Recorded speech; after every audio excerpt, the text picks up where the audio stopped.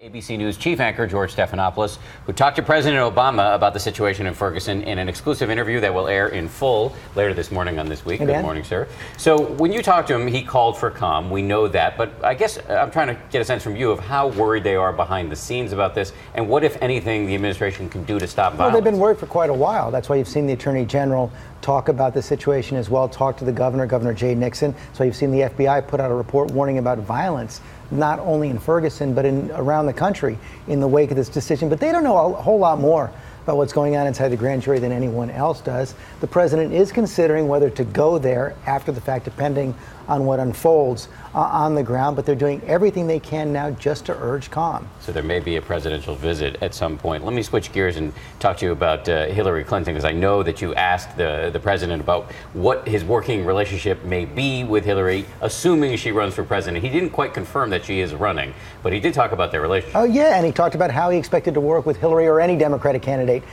going forward, although it certainly does seem like she's going full steam ahead towards a run right now. One of the most interesting things he said is that he understands how people are going to be looking for what he called a fresh new car smell the next time around. But also, he, in a way, gave his blessing to Hillary or any Democrat, to create some distance from him, to bang him around if they need to. He knows that may be necessary for any Democratic candidate. But he also said, and this is very important to him, it is very important to him to try to get a Democrat to succeed him and lock in what he thinks are the gains of his two terms. Right, so he's willing to take some dings to his ego in order to secure his legacy. Exactly. George, thank you very much. And we should remind everybody that George has a big show this morning. You can see all of his wide-ranging and exclusive interview with President Obama. They will, of course, talk about the president's controversial immigration initiative. That's coming up later this morning on This Week right here on ABC, George.